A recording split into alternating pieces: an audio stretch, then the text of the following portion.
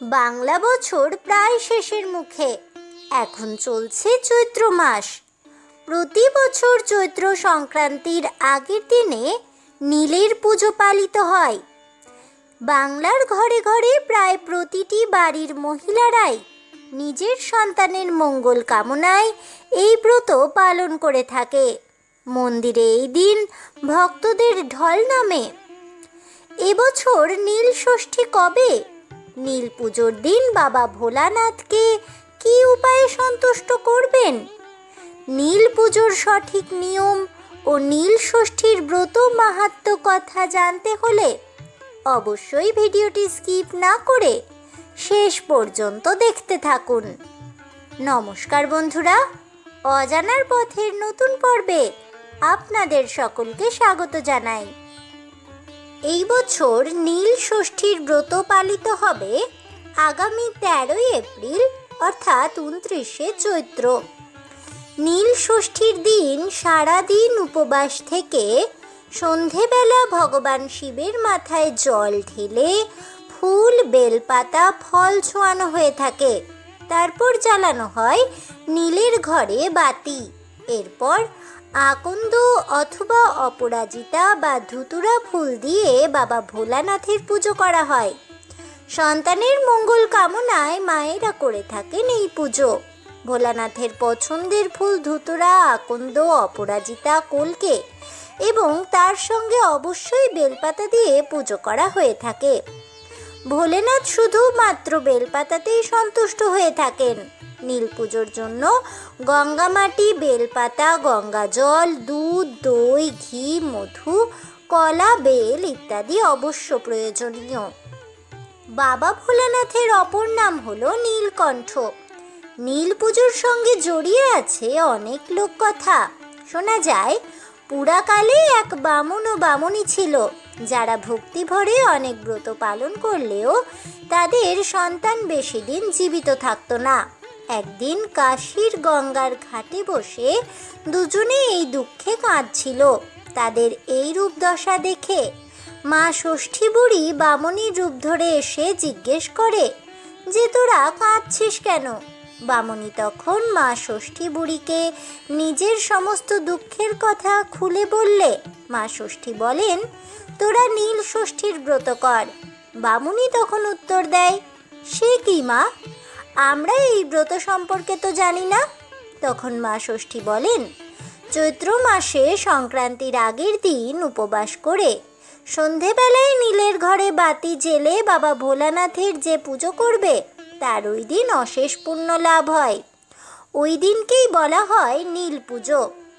ভোলানাথকে ওই দিন দুধ, দই, ঘি, মধু, গঙ্গা জল দিয়ে অভিষেক করে ফল, আকন্দ, ধুতুরা, বেলপাতা, অপরাজিতা নিবেদন করে ফল উৎসর্গ করে নীলের ঘরে বাতি জেলে এই পুজো সম্পন্ন করতে হয়। তারপর পুজোর পরে জল খেয়ে উপবাস ভঙ্গ করে ফলমূল, সাবু খেতে হবে।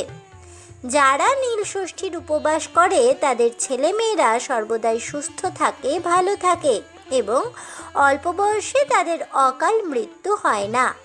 এই কথা বলার পরে মা ষষ্ঠী বুড়ি অদৃশ্য হয়ে যান।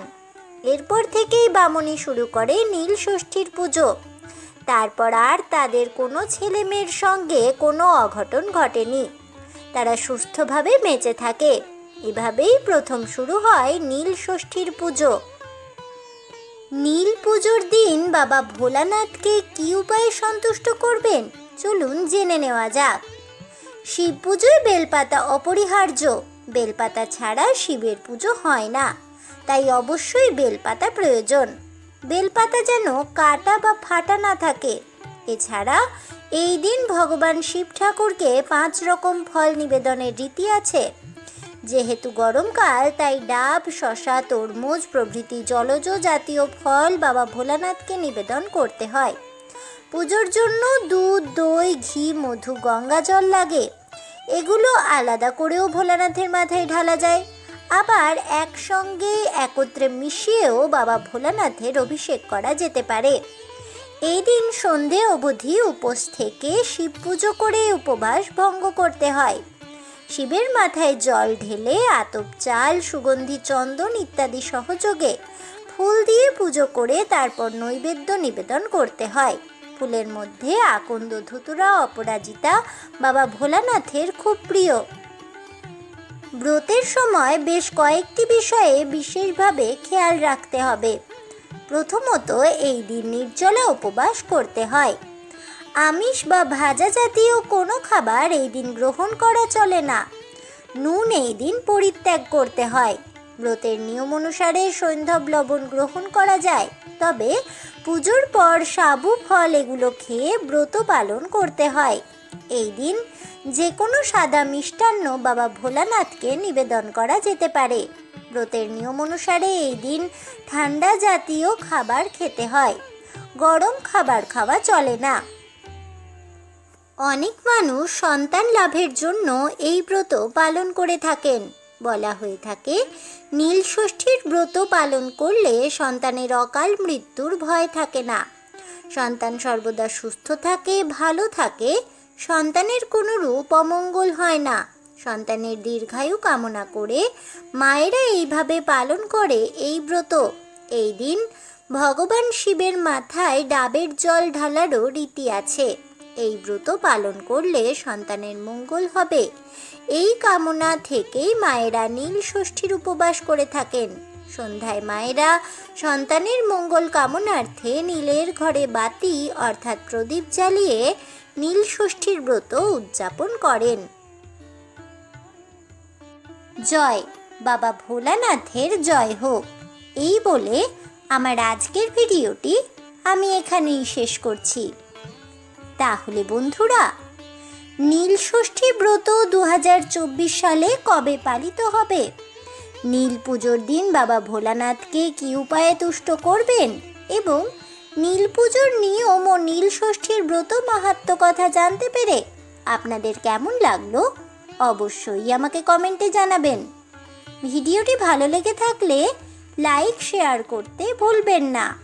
আমার চ্যানেলের নতুন বন্ধু হয়ে থাকলে চ্যানেলটিকে সাবস্ক্রাইব করে দেবেন। পাশে থাকা বেল বাটনটি প্রেস করে রাখবেন নতুন ভিডিওর নোটিফিকেশন পাওয়ার জন্য। দেখা হচ্ছে পরের ভিডিওতে, তাই সকলে ভালো থাকুন, সুস্থ থাকুন আর অবশ্যই সঙ্গে থাকুন আর দেখতে থাকুন অজানার পথে।